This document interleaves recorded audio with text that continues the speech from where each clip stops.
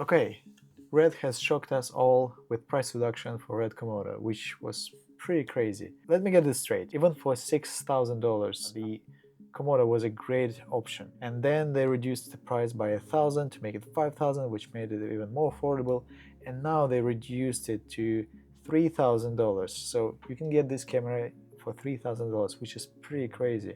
I think everyone who owns the camera were really upset, including me, because I own like 4 RED Komodos, and I bought them since they came out, and I was really happy about those cameras and what they can produce and deliver to me. It used to be that I could argue having a name of RED to actually client pay a little bit more over Canon and the Sony cameras, where right now, quite honestly, even FX3 Sony is more expensive than RED Komodo, which is pretty crazy. So right now it's going to be really hard to actually charge more than the Canon or Sony cameras for RED Komodo.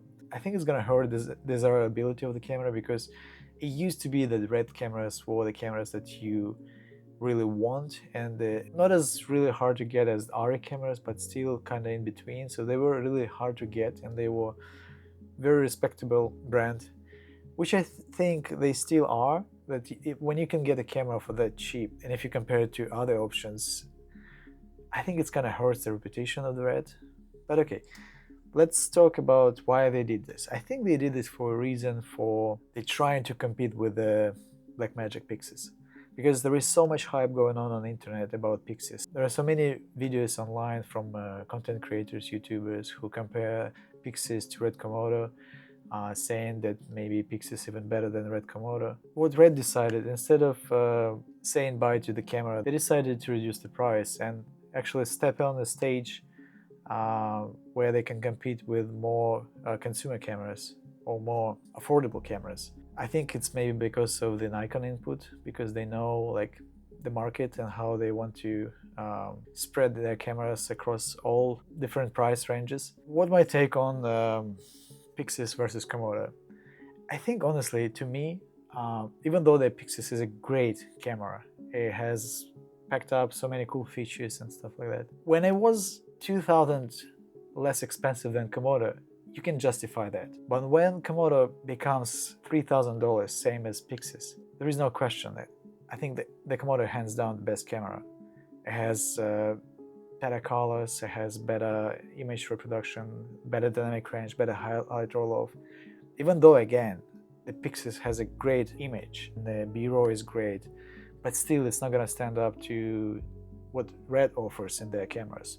Therefore, I think RED beats the PYXIS hands down. Some may argue that PYXIS has a full-frame sensor versus RED Komodo has a Super 35 sensor, and I understand that there is a hype about full frame, and that many people think that full frame is significantly better than Super 35, or maybe they get some kind of different image, different effect of it. I don't know. I have my own reservations in regards to that, but I want to compare this to something like, let's say you want to film a project and you have options to film on large frame, like let's say Alexa Mini LF with a big large sensor, or you can film it on film camera, actual film camera with like a Super 35 sensor. What would you choose? I think these days, with the love of filmmakers to mimic the image to the film look, you know, like trying to emulate the film look, I think the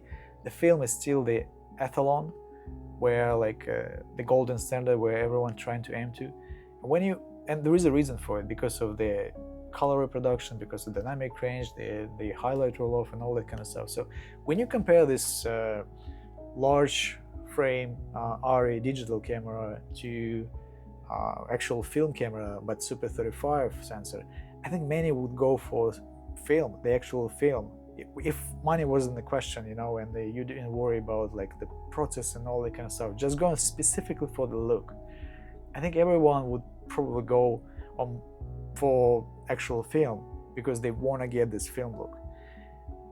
No one would care that the actual film plane is smaller than a large frame, and you pretty much get in the Super 35 field of view So same kind of happens with PYXIS and Komodo, where yes, PYXIS has the largest sensor, but Komodo has a better sensor, where you get this nicer colors, nicer highlight roll-off, the dynamic range, and all that kind of stuff. Therefore, I think RED offers more and better options than PYXIS. It has also global shutter, which I think is a big deal because PYXIS unfortunately has a pretty strong rolling shutter, which I think very often gets to a point where it is distracting. When I compare PYXIS to a regular 6K camera, the 6K regular 6K pocket has way less rolling shutter, where PYXIS unfortunately gets it to a point where it's too much. But we probably all should wait for